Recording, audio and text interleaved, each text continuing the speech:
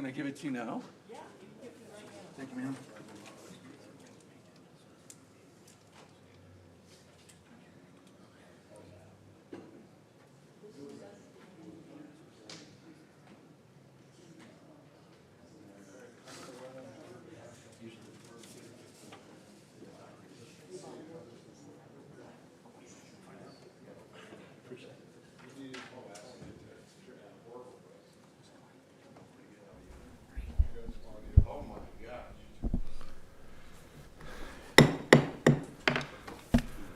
Morning. Welcome to the City of Rapid City Planning Commission meeting for August 7th, 2025. Happy Sturgis Rally, everyone. If any member of the audience wishes to speak to an item on the Planning Commission agenda today, there are speaker request forms on the table along the left wall. Please fill out the request with the agenda number of the item you wish to speak to and hand it to the staff seated on the left over there. If you have a cell phone or other electronic device, at this time we'd ask you to turn it off or turn the ringer to silent. If you need to take a call, please step out to the hallway so the meeting is not disrupted. Items 1 through 3 have been placed on the consent calendar today and may be approved as a group. Action will be taken on all consent items in accordance with staff's recommendation by a single vote. Any item may be removed from the consent calendar by any planning commissioner, staff member, or audience member for separate consideration at this time. The findings of this planning commission are recommendations to the city council. The city council will make the final decision. The Rapid City Planning Committee, no, nothing to appeal today. Are there any items 1 through 3 that staff would like removed from consent calendar? Number 2, please. 2. All right, any items 1 or 3 that any commissioner would like removed for separate consideration? And would any audience member like to hear item 1 or 3 separately?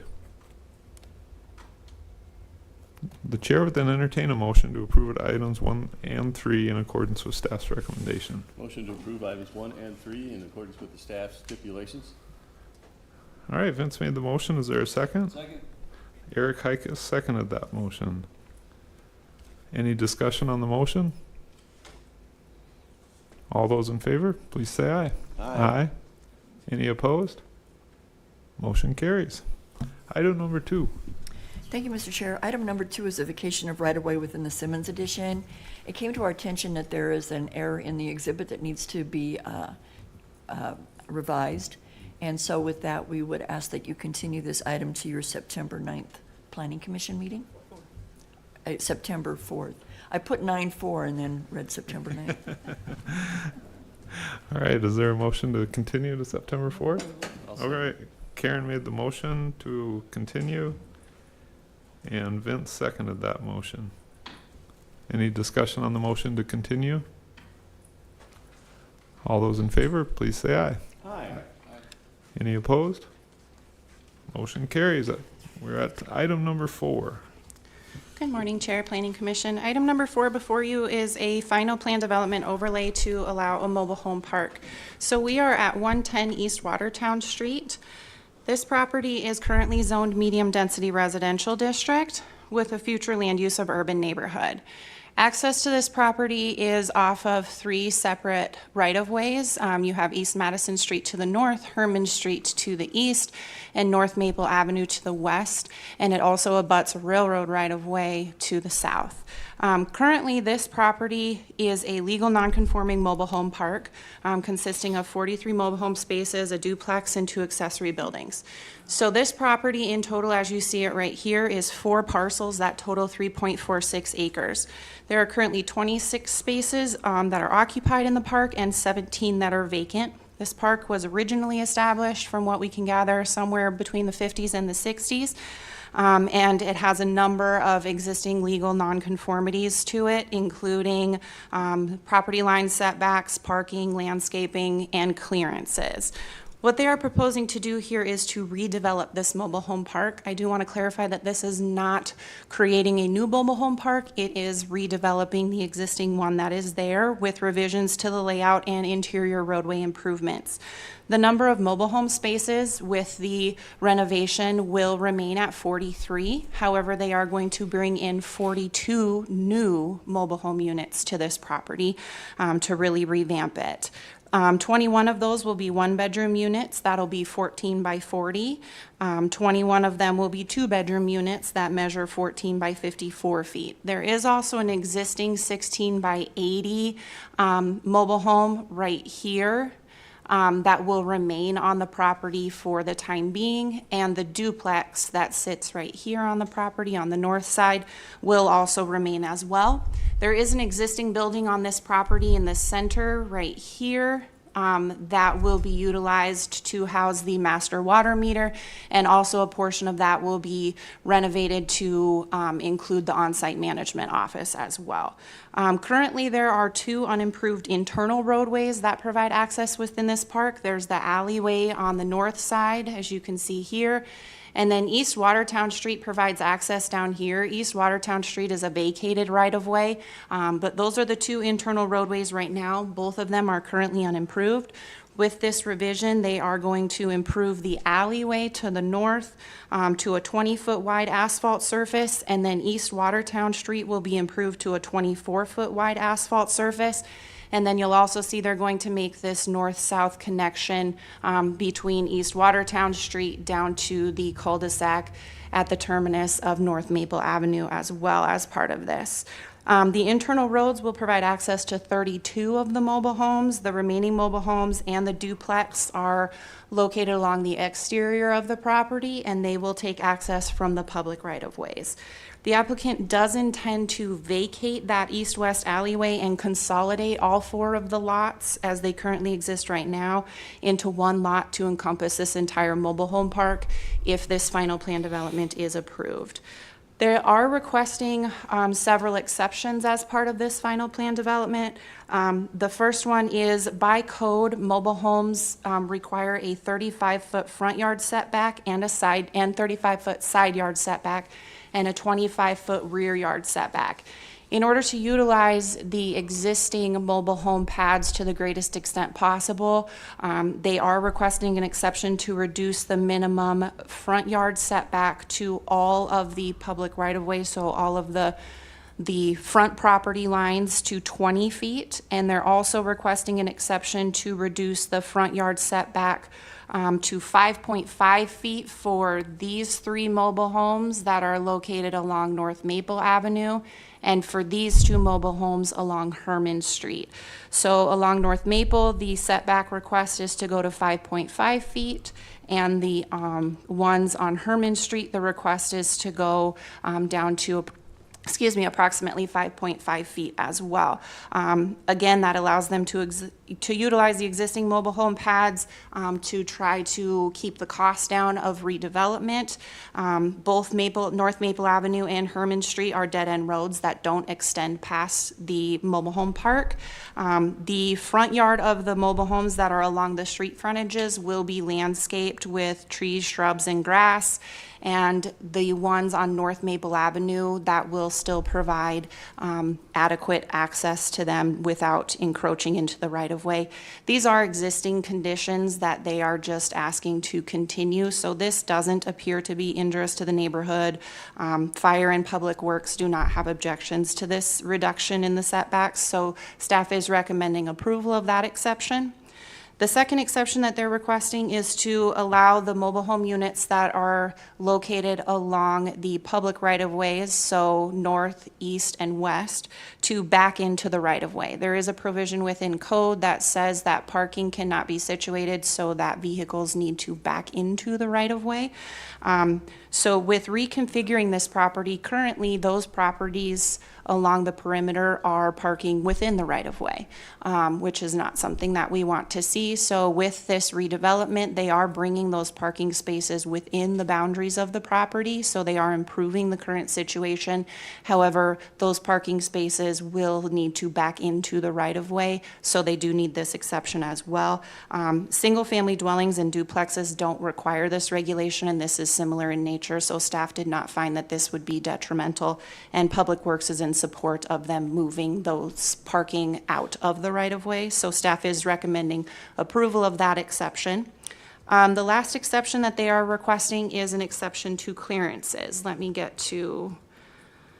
So this is a little bit better graphic. I know it's kind of small, but shows some of the existing clearances between the structures. So when we're looking at clearances, we're looking at side-to-side clearances, front-to-back clearances, and also clearances to internal roadways. So what they're requesting here is to reduce the front clearance to the interior park roads from 5 feet to up to 0 feet. This mobile home right here is the one that would be the closest, currently sits right up against the internal alleyway.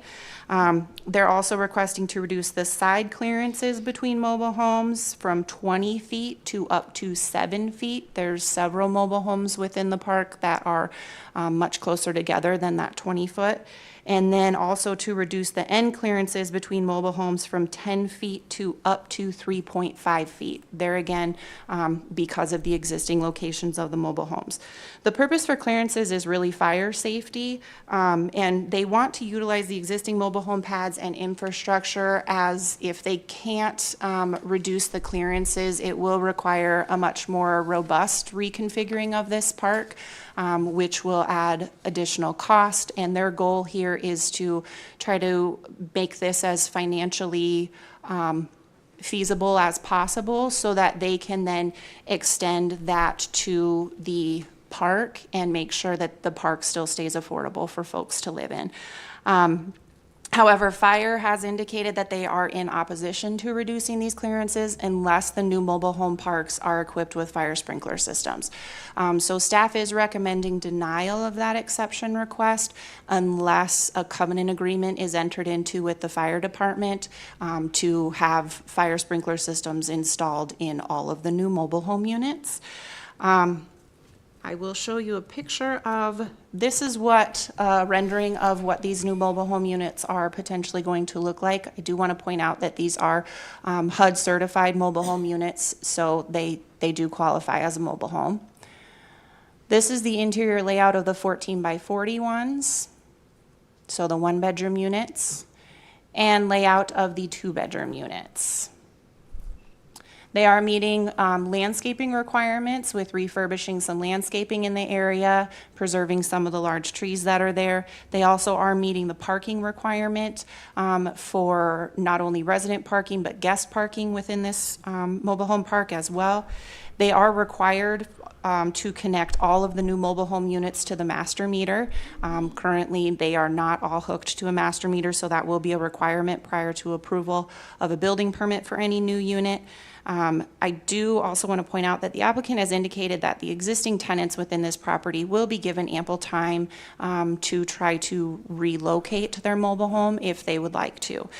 They will also be provided with resources that will help them either buy or work toward buying one of the new mobile home units, and they are also going to be offering assistance with locating or transitioning to new housing if needed. There was also a letter of opposition that we received this morning, early this morning, that you guys will see. That letter seems to indicate that a new mobile home park is being developed. That is not the case. This is just redeveloping an existing one. Here is a picture of the only sign that exists on the property. You can see that they did meet their notification requirement posting the sign.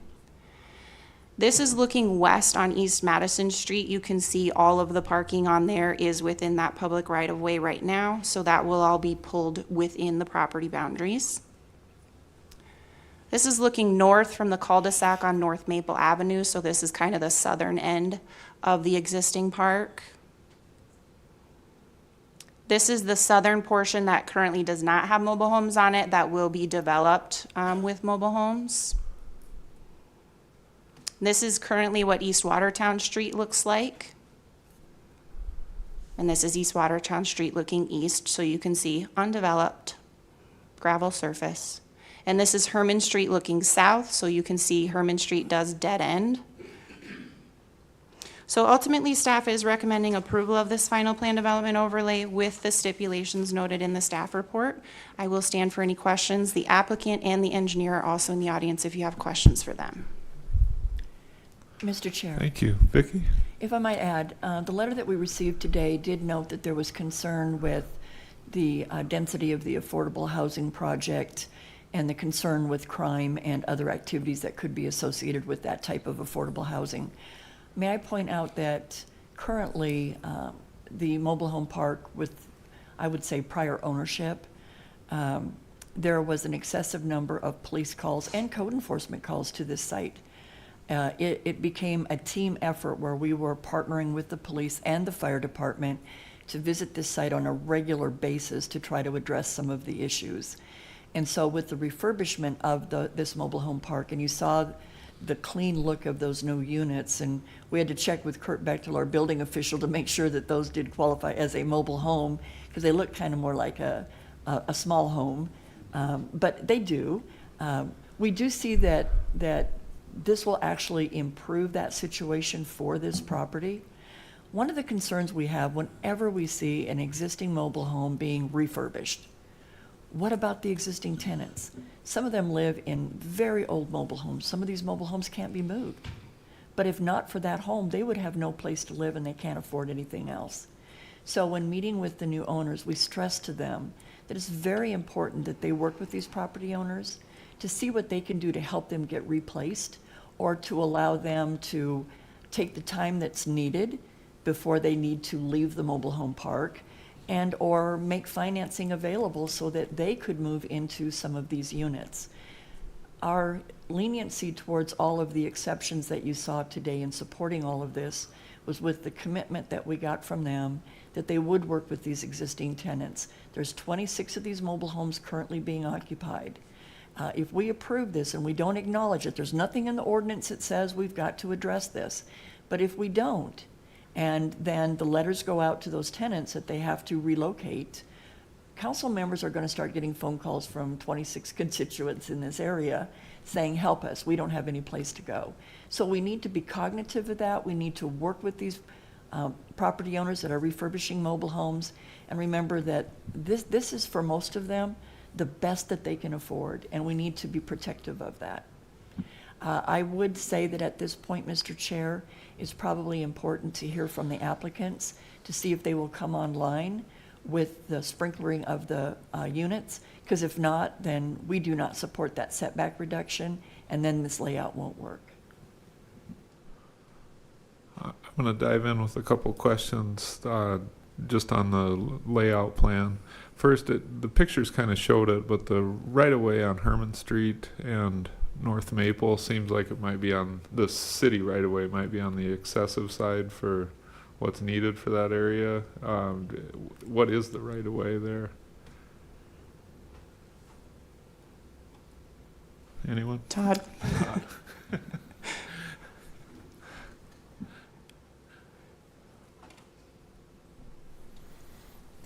I believe they're 80 feet. 80 feet. I haven't verified that, but typically up in that neighborhood, they're all 80 foot for right away.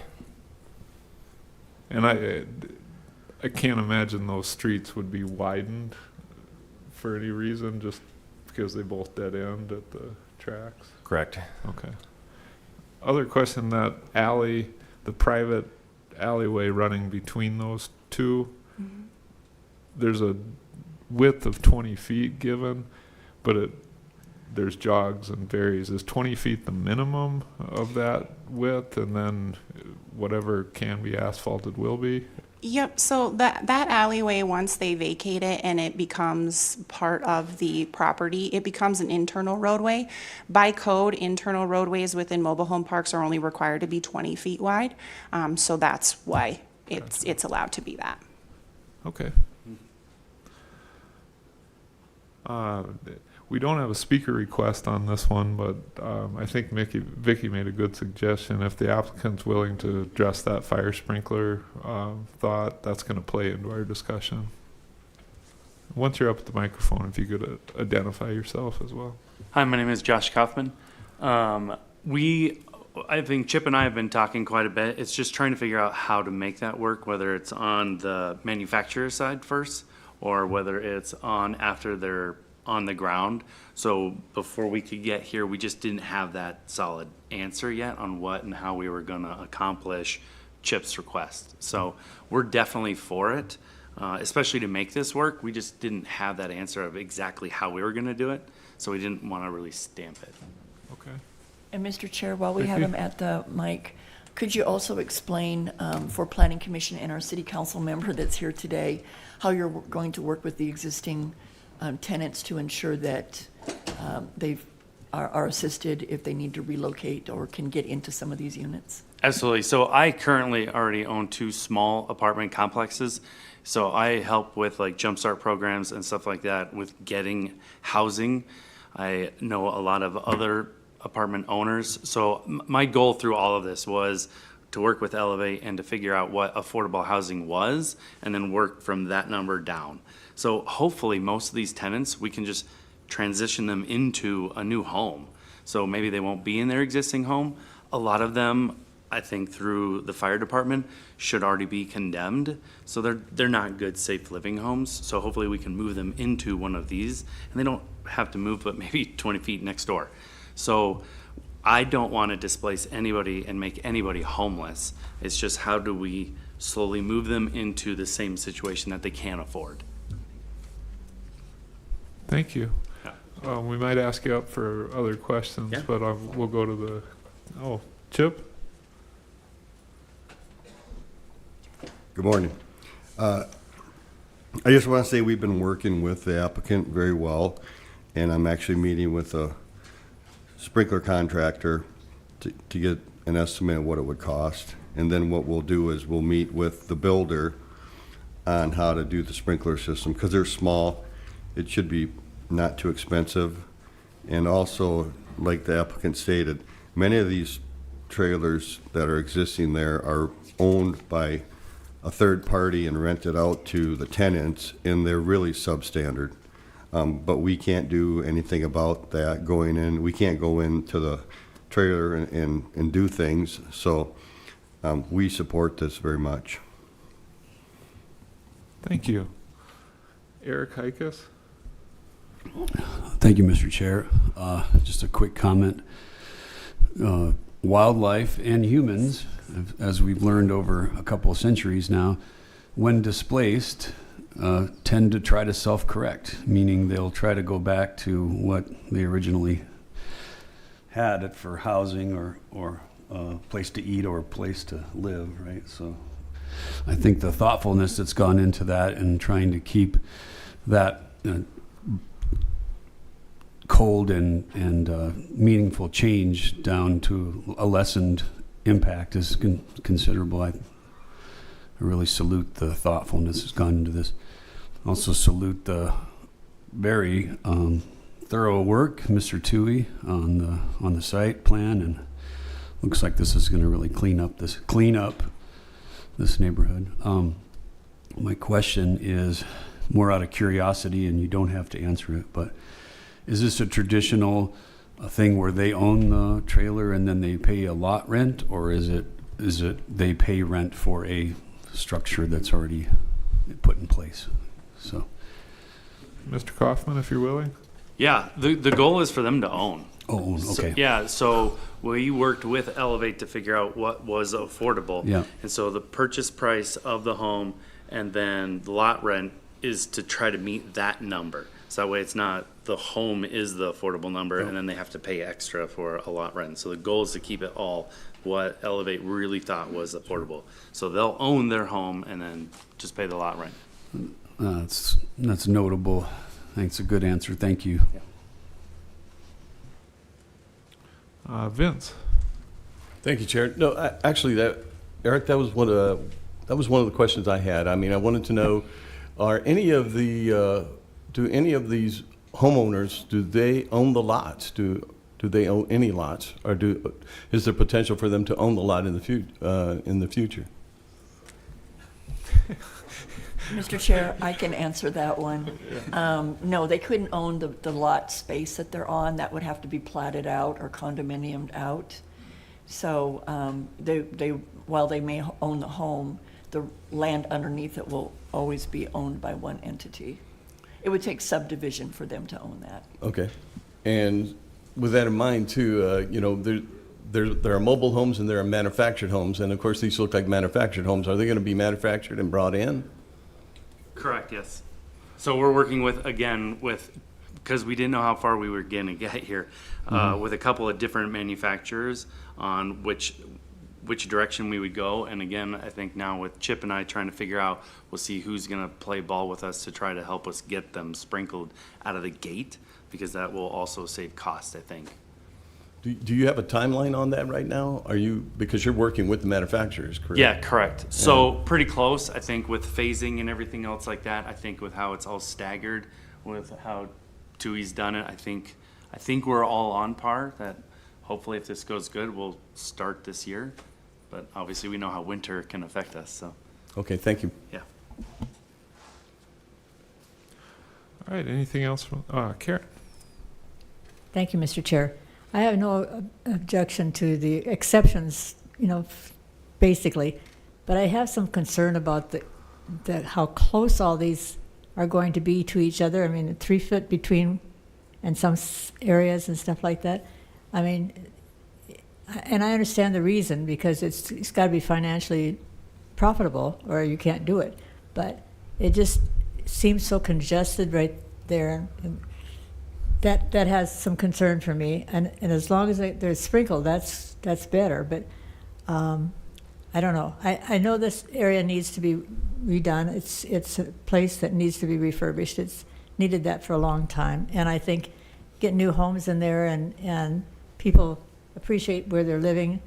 I think that'll be a much better place for people. But it does have some concern for me of the congestion in the interior side. So that's just my comments. Mr. Chair, if I might? Vicki? That's a great comment, Karen, and you'll notice that in a lot of these clearance exceptions, it's a smaller point of contact. It's not the full length of 2 units that's just 3 feet apart. It's just some of the end-to-end and some of the other protrusions.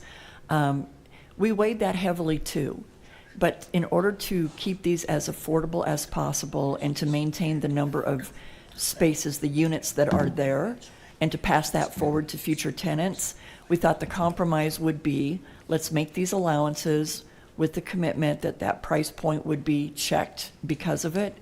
And we landed on that with these sprinkler systems as providing that safety factor. John Roberts? Thank you, and thank you for letting me make a comment. I'm excited to see this. I mean, I looked at this property, 3 years ago before we did Sagebrush Flats. This was one of our properties that we were eyeing to do that project on, looking for a way to redevelop this property. Actually, it's also in my ward, so I'm very happy about that. I like to see redevelopment done in my ward. One of the things that we're going to have to look at, especially for affordable housing going into the future, is these higher densities. It's the only way that they work. And if you look around the country, Austin's a big one because of a lot of changes they've done to their lot sizes and what their minimum lot sizes are down there now. And they've realized, especially in these affordable housing projects, that density is a key. Property values are never going to go down. Unfortunately, in Rapid City, South Dakota, we've seen over the last 4 years property values just explode, and they're, again, not going to go down. They have readjusted. They're slowly going up now, like they did for many, many years prior to that. But who knows when the next explosion is going to be. And, affordable housing is extremely critical in Rapid City because of our market, because of the way that, our wages are set, just our working environment. I mean, we have a lot of retail, we have a lot of hospitality, we have a lot of these lower wage jobs, which require lower cost housing. And we are probably never going to see that again. You know, maybe some tiny homes coming in the future, but we're never going to see single-family homes on their own lots, you know, under $200,000 again. And for a lot of these workers that are working, you know, 2 or 3 jobs, they may not qualify. I mean, it scares me looking at some of the clients that I see nowadays compared to what I saw a decade ago. And, you know, what people think is quite a bit of money saved in the bank, what people think, you know, their credit scores are good at, I mean, there's a lot of things that have changed in the housing market in 10 years that just, I find kind of depressing, especially for the first-time home buyers and the younger people. So, again, affordable housing, we need to rethink what we've thought for decades about density. It's the only real option that we have anymore without government subsidies. So, anyway, thank you. Question I have on the fire sprinkler side, that seems like that's the key to this, as far as maintaining those small clearances. One worry I have is that if these folks own the unit, they probably own the fire suppression system. Are these going to be dry, wet? Do we have to worry about them freezing and, you know, having issues with that? Chip, maybe you could comment. Mr. Chair, good question. Basically, it's going to be tied into the domestic system, so the domestic water will come into the trailer, and then it'll tee off inside to the fire sprinkler. So it's going to be not another line that we have to worry about underneath the trailer, and then it can be looked at and maintenance done if it need to be. But it's a very simple system that would go in. It's not a complex system like you see in a commercial building. So, well, to be more specific on my question, I love that I mean, this can't be that many heads, so sharing the domestic is a great idea. But specifically on freeze protection, you know, the mobile homes have a reputation, and maybe this is just the 70s reputation of not always being the tightest envelope, and freeze protection being an issue. yeah, so what we usually do in this is looking at, you know, the proposed plan. It would be just a box up in the ceiling. You know, the trailer would be built, the walls all insulated, okay, and then we would just run a pipe across one side, and the head would be a side head, is what we're looking at. And then you just box it out with sheetrock, so it'll be in its own envelope. And inside the pre-built envelope of the mobile home. Exactly. Okay. So if the sprinkler head froze, so does the toilet. So.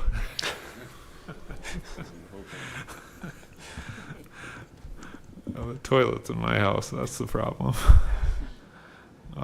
Haven. Thank you. Just a couple of comments. You know, this looks like a development that'll really improve the neighborhood, and I'm fully in support of this small housing idea, and of course for affordable housing. I know we have 2 of these before today. I guess my question is that something that was initiated by the city for some reason, or is that just what we're looking at today to find affordable housing with the support of a lot of other entities in town? Vicki? Yeah, we did not initiate these. These new owners came to us. The one that's later on the agenda, they've been working with us for an extended period of time. It's just coincidental that they're on the same agenda today.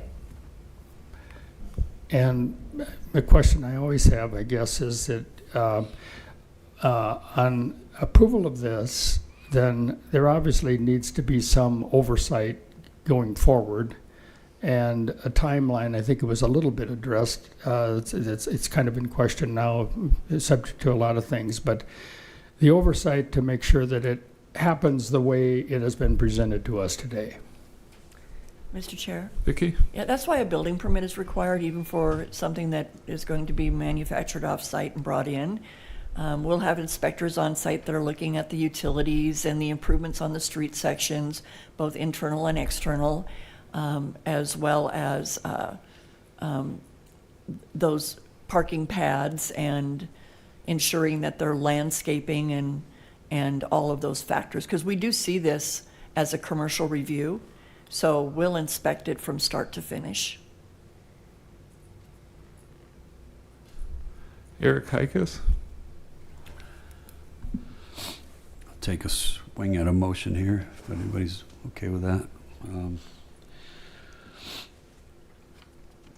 Move to approve the final plan development overlay with noted stipulations, and particular emphasis on the denial of the exception for fire sprinkling, that will have to be met. Does that sound solid enough? I think it's denial of the exception for clearances unless fire sprinkling is provided These in the units. Tricky waters here, so thank you. Mr. Vicky? Chair, so that exception number 4 should say, the exception to reduce the clearances, yada, yada, yada, Yeah. is hereby approved contingent upon the installation of fire suppression systems. So Okay. we're going to take that negative and make it a positive, Okay. since they've worked that out and they've committed to doing that. Thank you, so that was tough. Let my motion reflect stated as. The yada, yada, yada. The yada, yada. Thank you. Thank you. All right, That's a legal term, by the way. okay. Yada, yada. All right. Eric made his motion I'll as second stated. Vince seconded that motion. Any discussion on the motion to approve this final plan development? All those in favor, please say aye. Aye. Aye. Any opposed? Motion carries. Item number 5.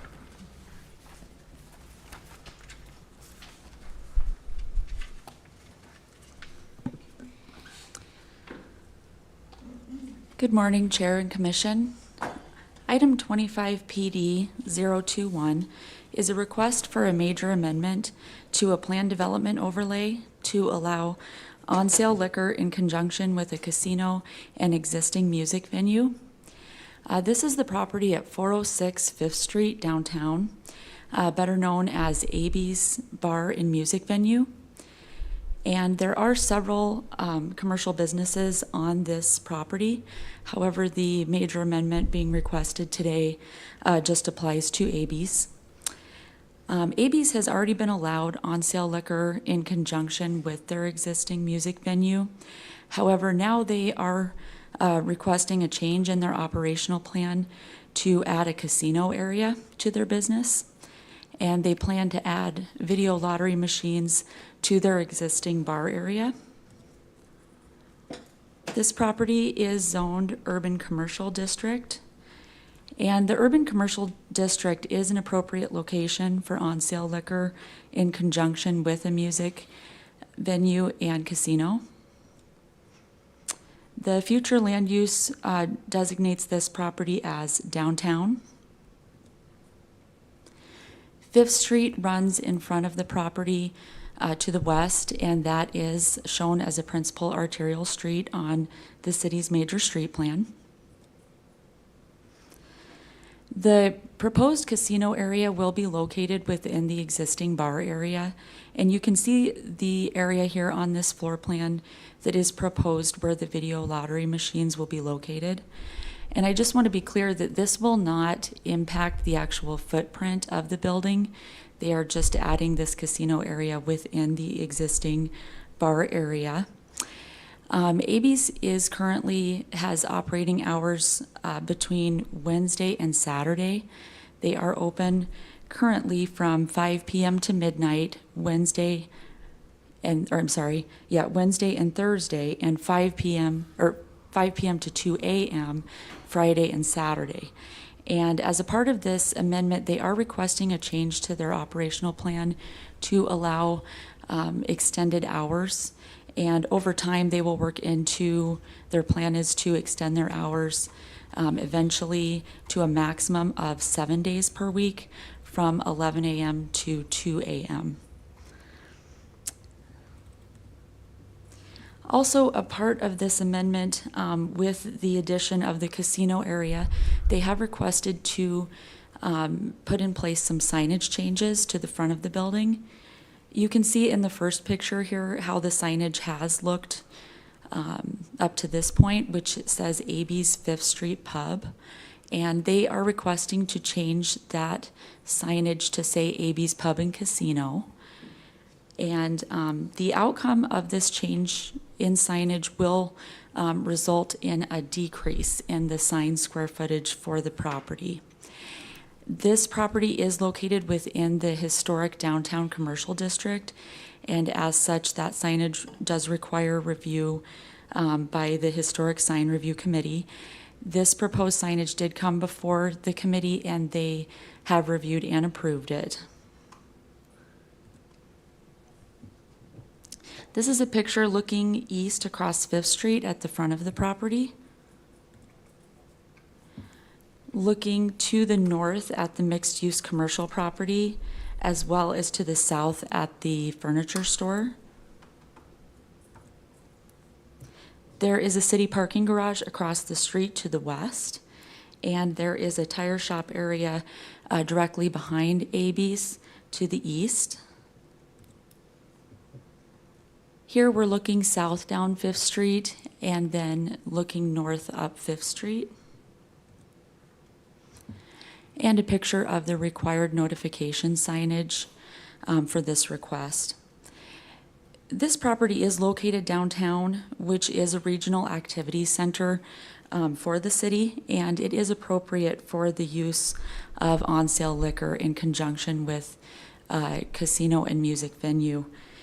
It does not appear that the proposed changes to the operational plan will have an adverse impact on the neighborhood.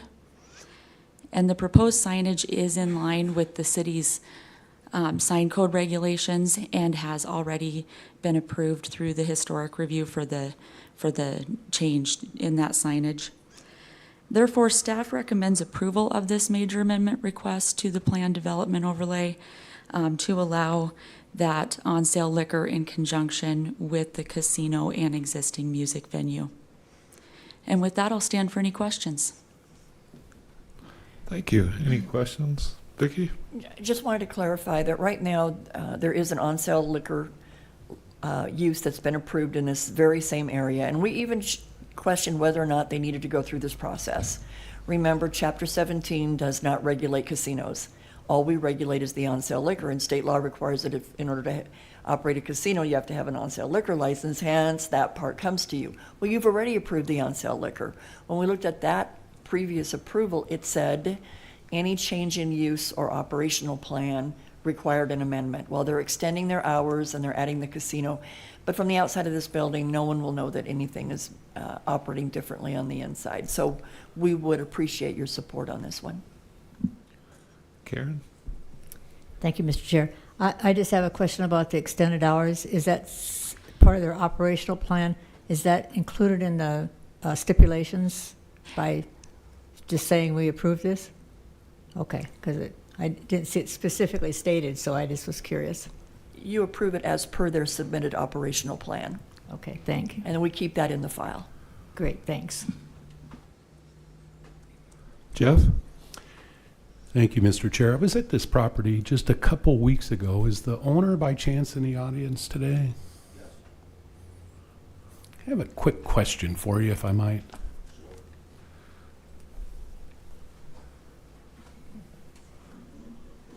Once you're up at the mic, if you could identify yourself for our records. Yeah, my name's Walt Albasi, managing partner of the Seed LLC. Thank you. Owns the property. Yep, thank you. Real quick, thank you, number one, for your interest in improving this area, because, of course, AB's Feed and Seed is a historical location and an important entity for this particular area. One of the buildings, though, that's on the property, although it's not directly related to your request today, it just had some questions on, and that's the one, the one I'm going to ask you about, the one to the southeast. Metal building seems to be kind of, I'm not even sure if it's structurally sound. Do you have Yeah, any the tin plans shed, for right? that area? I'm sorry, what was the question? And any plans for that area? or- Yeah, that's probably going to be next on the on the development slate. When we started there was about 22,000 square feet on the roof, including the tin shed and all that. We bought the building that Century or that Clearview Realty and the brew pub and the tattoo parlor and all the way up to highest and best use. It's condo, 2 units. That one's been sold, so now we're working our way back through the structure, and what we call the tin shed is next. Right now, it's straight up cold storage. It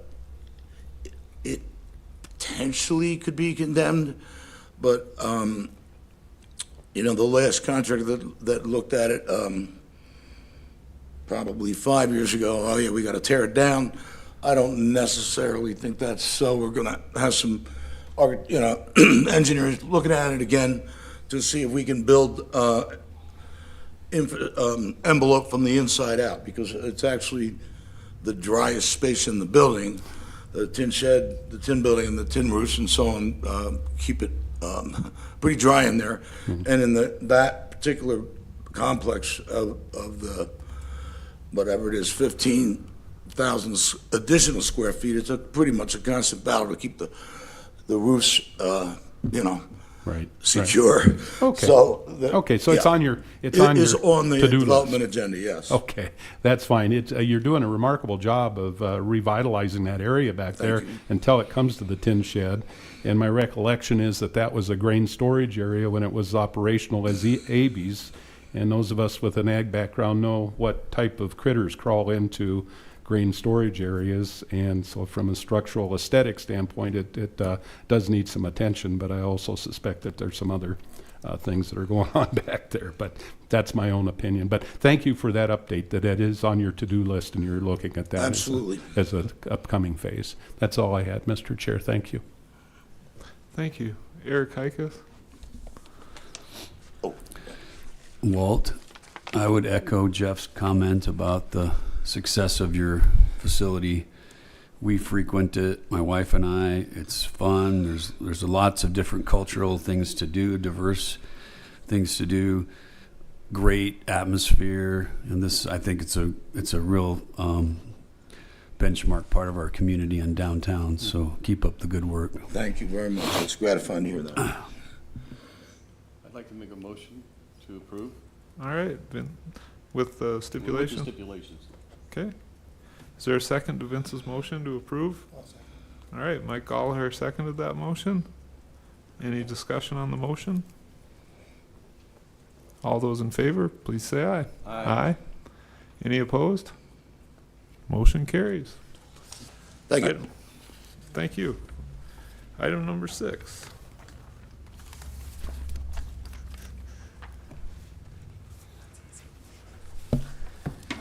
Good morning. So this item is a final plan development overlay to allow the redevelopment of an existing mobile home park at 815 East New York Street. So this park was originally developed in 1959. Currently contains 68 mobile home spaces, and the applicant's going to be reducing that down to 60 mobile home spaces. So the property is zoned medium density residential district. Future land use is urban neighborhood. Property is located north of Omaha, which is classified as a principal arterial street on the city's major street plan. This property takes access off East Chicago Street, East New York Street, and along the internal road that goes through the middle of the property. So this is the proposed landscaping plan. The applicant is requesting an exception to increase the maximum lot coverage from 30% up to 32%. Lot coverage requirements generally are intended to manage stormwater runoff and to control density. The applicant has submitted a drainage report with this application. It was reviewed by city staff, and there were no drainage concerns. So staff is recommending that that exception be approved, as there is no drainage concerns. And this property is going to be landscaped in accordance with the code. He's meeting and exceeding the landscape requirements. And then this is the proposed site plan. The applicant is also requesting an exception to reduce the guest parking requirement from 15 down to 12 spaces. So that's what the guest parking requirement. And we believe there's some options here for the applicant to revise this site plan to get those 3 additional spaces that are needed.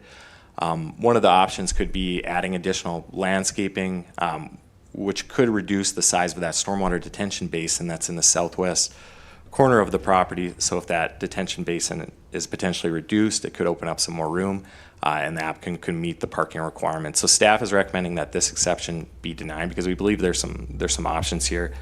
And then those guest parking spaces are right in front of the office building over here, and then over on this side of the site over here. So there's 12 that are being shown currently.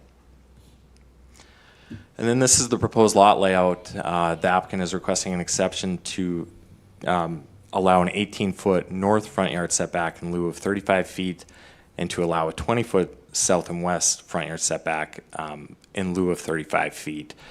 So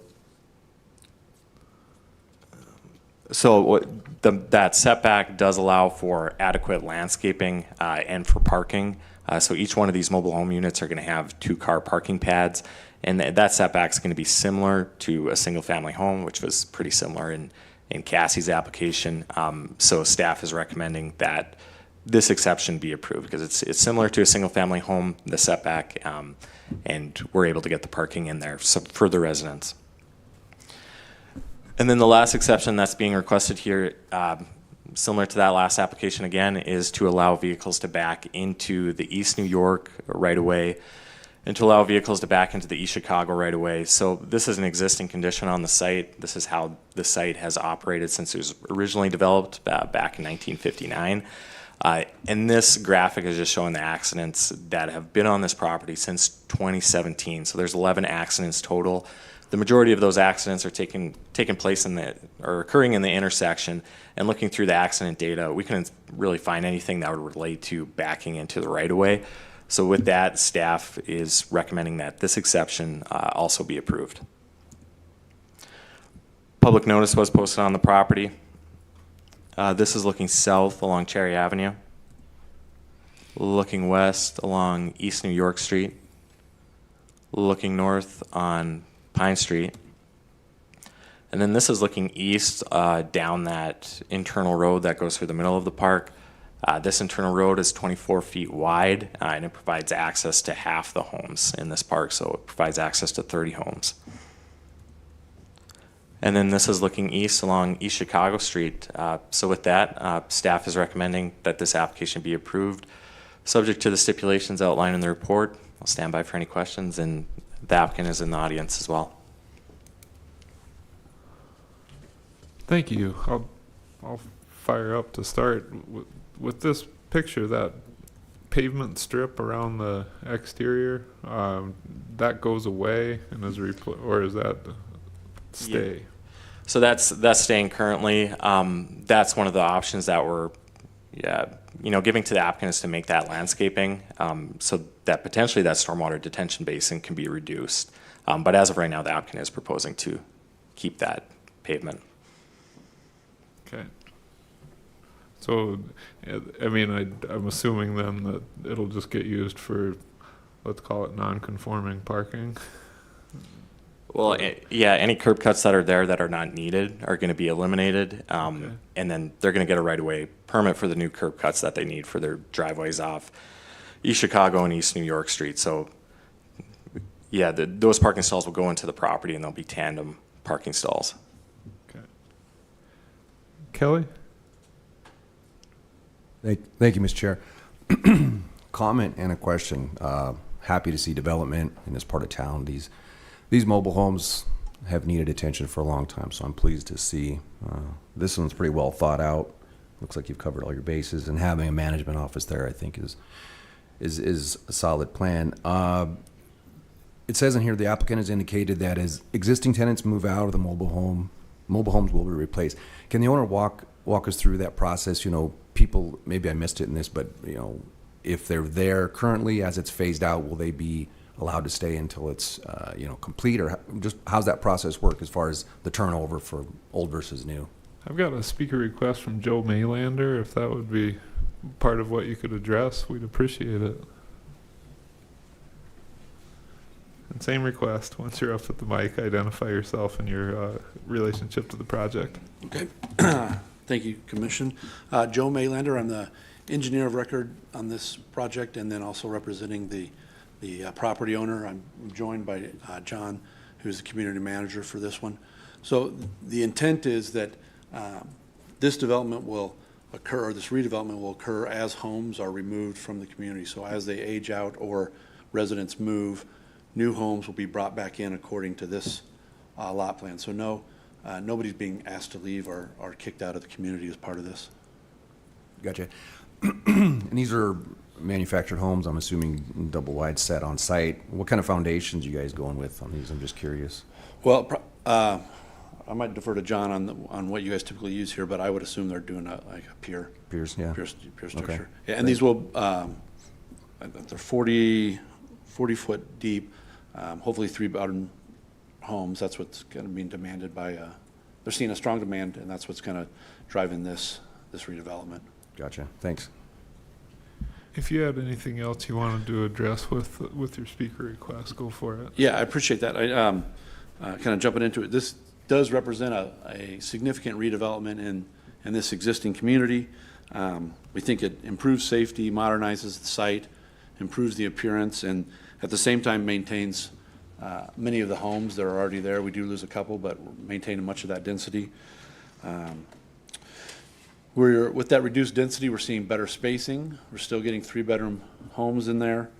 We're complying with all the clearance requirements. We do have the request to reduce that setback, but that is an improvement over the existing condition, that new setback. That paved area you see there is actually within the city right-of-way. I think there's an 80-foot right-of-way on New York and Chicago out here. So we're adding stormwater, a bunch of landscaping, a bunch of new parking. I think that'll really clear up the parking situation out there. The alley that runs through it is currently 30-plus feet. We're narrowing that to 24, and then adding 2-stall parking for every home in there. So and then parking will not be allowed on that alley. So that'll clean up that alley pretty good. And then they're adding the on-site management office, which I think is great. So we appreciate staff's time on this one. We've been working with you guys for a long time. Thank you very much. And I think this, all in all, ended up to being a pretty good project. So I appreciate your consideration. And I'm here for any questions you have. I've got one, and I guess this might be like a team question for staff and you, but you mentioned the intent to do this in, let's just call it phased, in order to lessen the impact on the current residents. I guess it seems like there's a lot of work that's involved with this. Including that stormwater feature. Are you ready to do it a piece at a time?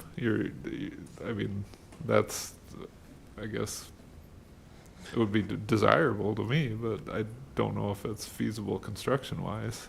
Yeah, so the intent is that, again, as homes are, first of all, there's some vacant lots on site right now. So Gotcha. We'll start in those areas. Every home that's placed, every new home that's placed will have to be in compliance with this site plan. So any internal homes along that internal alley, the first one of those that's placed will require that alley to be reduced, and then the stormwater will have to go as well. That'll be one of the first things that has to go. So it's hard to redevelop and keep residents at the same time. So that's what's driving the kind of phased approach.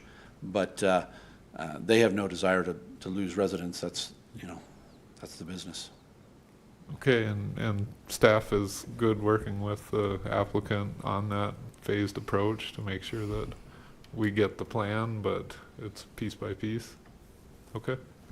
Mr. Chair, there'll be some infrastructure needs that will have to be met that may go beyond their phasing line, but we'll work with them to ensure that we're retaining the occupants that are there now for the longest period of time until they need to move out or maybe into one of the newer homes.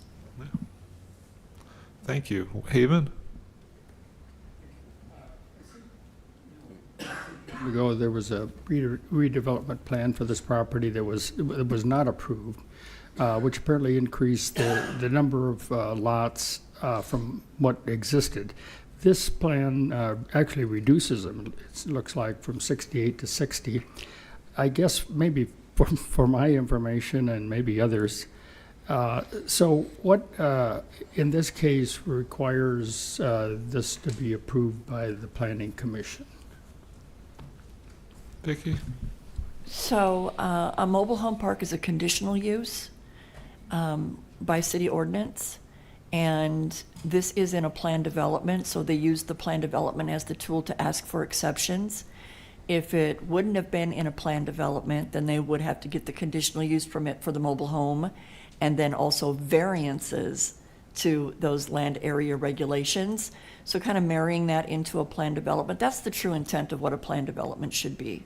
Is we've got an affordable housing project that's unique in design in order to meet the goal of affordability and granting exceptions through that. It's a different criteria that you have to compare those requests to than if it were a variance, which is your quasi-judicial decision when you serve as zoning board of adjustment, and those are a little harder to come by. So with this plan, they did reduce the density slightly. They did improve the parking, and they did put a manager's office on site. And so when they took the lead from us on our previous proposal and came back in with this one, it showed that they were trying to be good partners with the city and bring forward a plan that worked for the neighborhood. And apparently that's the case, even though this is an existing mobile home park as opposed to a proposed new park. Absolutely. And again, this is a legal non-conforming mobile home park. I think, Tanner, you said it was built in 59. And so this plan development then brings it into compliance with having that public hearing on it as well. All right, any other questions or comments on item number 6? I'll make a motion. All right, Karen? I'll second. My motion is to approve this with the stipulations as identified in the project plan. All right. Sorry, Karen. Is that a good? Wait a minute. No, I second. Okay. All right, Karen made the motion to approve item number 6 with these stipulations as listed in the staff report. Vince seconded that motion. Any discussion on the motion to approve? All those in favor, please say aye. Aye. Aye. Any opposed? Motion carries. That takes us to the end of the regular agenda today. Do you have anything to add, Vicki? I'm late for a meeting, so I'll say no. How about anything from the commission? Motion to adjourn, maybe. I'll make a motion to adjourn. Vince made the motion. Eric Heikus seconded that motion. All those in favor, please say aye.